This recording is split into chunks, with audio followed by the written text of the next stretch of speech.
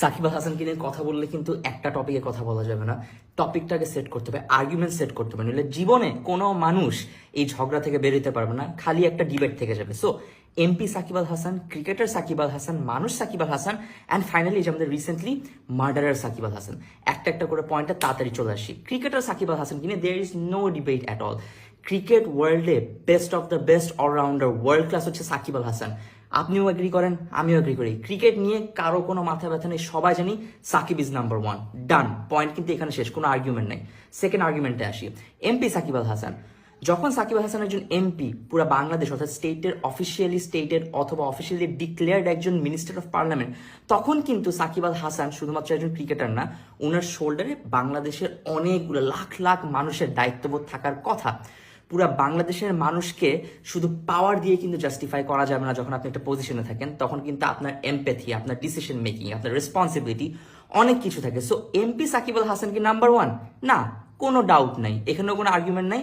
Argument এখানে শেষ। Cricket গেল, এমপি গেল, মানুষ সাকিব আল হাসান আছে। এবার জুলাই মাস গেল, জুলাই মাসের মধ্যে 30 দিন গেল, 30 দিনের মধ্যে হাজার হাজার মানুষ মারা গেল, অনেকগুলো স্টুডেন্ট গুলি খাইলো, অনেক মানুষ গুম হয়ে গেল।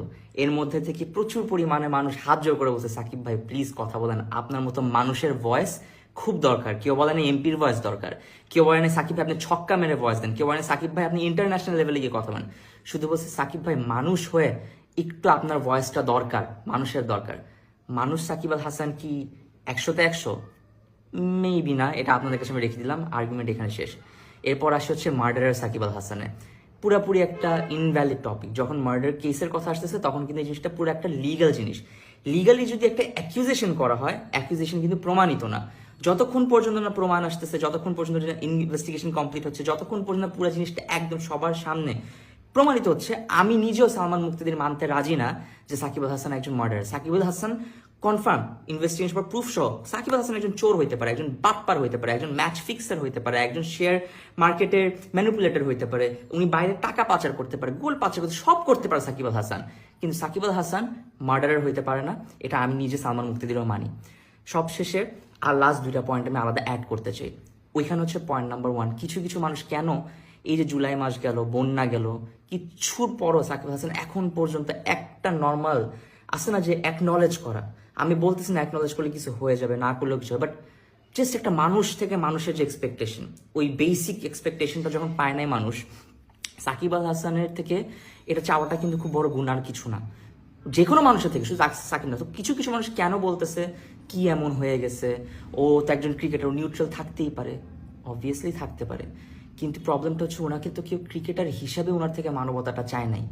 এক হচ্ছে মানুষ হিসাবে চাইছে, দুই হচ্ছে একজন এমপি হিসাবে চাইছে, কারণ উনি অফিসিয়ালি এই রেসপন্সিবিলিটি নিছে আমাদের বিশ্বাস অর্জন করে। তো বিশ্বাসটা ভেঙে গেল না।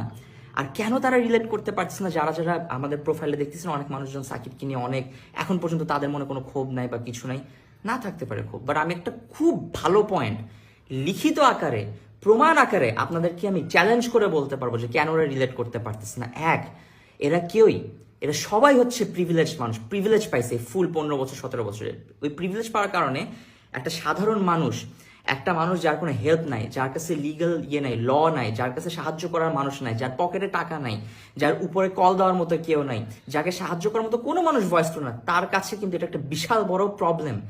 এই বছরের পর বছর এই মানুষটা সারা লাইফ ফিল করছে, বাংলাদেশে নিজের দেশ হয়েও সে কোনোদিন কিন্তু একটা দেশের মতো ফিল করেনি। ওর কাছে মনে হচ্ছে এটা একটা পুরা কেজ। দ্বিতীয় হচ্ছে, আমি যেরকম, আমারও কিন্তু পার্সোনালি কোনো কিছু এফেক্টেড হয়নি, বাট মানুষ হিসেবে আমার কাছে বারবার মনে হচ্ছে আচ্ছা ওই জানলার বাচ্চাটা তো আমার মেয়ে হইতে পারতো, ওই স্টুডেন্টটা আমার ভাই হইতে পারতো, রাস্তায় লাশটা আমার হইতে পারতো। তার মানে আমি যদি মরে যেতাম সাকিব আল হাসান চুপ থাকতো, আর আপনাদের মতো মানুষ যারা শেয়ার দিয়ে বলতেছে এটা এমন কিছু না, এত ওভার ড্রামাটিক কেন হচ্ছে, এত ইমোশনাল কেন হচ্ছে, এটা তো ওরকম কিছু নয়, তো ক্রিকেটই খেলে, আপনি কানেক্টই করতে পারতেছেন না, এটা আপনার দোষ না। এটা আমি খালি পয়েন্ট আউট করলাম যে you go to their profile, যারা শেয়ার করছে এই জিনিসটা। I challenge you, full July মাস বন্যার মাসে ওরা কেউ এফেক্টেড হয় নাই, ওদের কোনো ফ্যামিলি এফেক্টেড হয়নি। ফ্যামিলি এফেক্টেড হইলেও ওরা কখনো ওদেরকে সাহায্য করতে আগায় নেই, বিকজ ওরা ওই হিউম্যান কানেকশনটাই ফিল করে না। এটা আপনাকে আমি লিখিত দিব, তো বললাম ওরা অ্যাকনলেজই করতে পারেনি প্রবলেমটা কোথায়, ওরা জানি না, ওরা একটা বাবলে বাস করে। লাস্ট একটা কোশ্চেন ছিল যে সাকিব আল হাসান হাজার যাই করুক ও তো দেশের সম্পদ। এই আর্গুমেন্টটা আমি আপনাদের উপর রাখলাম, আমি কোনো আর্গুমেন্টটা যাবো না, একটা ছোট্ট জিনিস দিয়ে শেষ করতে চাই। ফজলুল করিম আমাদের ওয়ান অফ দ্য অ্যাডভাইজার্স, উনি বাংলাদেশের যে মেট্রো রেল, যেটাতে মানুষ চলে, জনসাধারণ, নিম্নবিত্ত থেকে শুরু করে মধ্যবিত্ত বা নিম্নবিত্ত মধ্যবিত্তর মাঝখানে বা তার উপরে মেট্রো রেল ইউজ করে যারা, তাদের মেট্রো 1 বছর ধরে ইউজ করতে পারার কথা না, প্রচুর টাকা খরচ হওয়ার কথা। আর বলে দিছিল যে দুর্নীতি হবে, অনেক কি হবে, তারপর হয়তো মেট্রো রেল ফিক্স হবে, অনেক টাইম লাগবে। 7 দিনের মাথায় এই লোকটা মেট্রো রেল ফিক্স করছে। এই যে মেট্রো রেল দেশের সম্পদ, দেশের মানুষের টাকা দিয়ে যে মেট্রো রেলটা বানানো হয়, দেশের মানুষই এটা সুবিধা এখন ভোগ করতে পারতেছে উনার জন্য।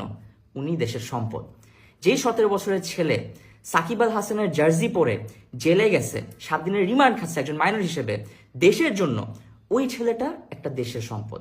যেই ছাত্ররা গুলি খাইছে শুধুমাত্র যাতে আমরা স্বৈরাচার থেকে মুক্তি পাই, ওই যে গুলি খাইলো, মাইর খাইলো, টর্চার হইলো, আমাদের অ্যাডভাইজার্সরা, সমন্বয়করা, এরা দেশের সম্পদ। ওদের রেজাল্টে আমি আপনি আজকে এই যে বুক ফুলায় কথা বলতে পারতেছি, এরা হচ্ছে দেশের সম্পদ। আমি সালমান মুক্তাদির ও সাকিব আল হাসান নিজের ট্যালেন্ট বিক্রি করে এন্টারটেইনমেন্টের মাধ্যমে ফেমাস হয়েছি, আমরা কেউ দেশের সম্পদ না, আমরা বালটাও না।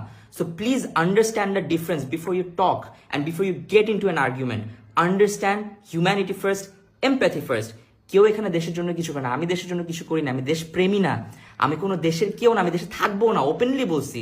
স্টিল একটা দেশপ্রেমী না হয়ে যদি আমি এত কথা বলতে পারি, এতগুলো ছেলে মেয়ে, ইয়াং ছেলে মেয়ে যদি আসতে পারে, পাওয়ার হাতে নিয়ে, টাকা হাতে নিয়ে, দেশকে ভালোবেসে জাতীয় সঙ্গীত গিয়ে প্রত্যেকদিন ওপেনিং করার আগে যে মানুষগুলো বলছে আমি দেশের মানুষের জন্য কাজ করতে চাই, আমি এমপি হইতে চাই, definitely he is bound to be answerable to Bangladesh.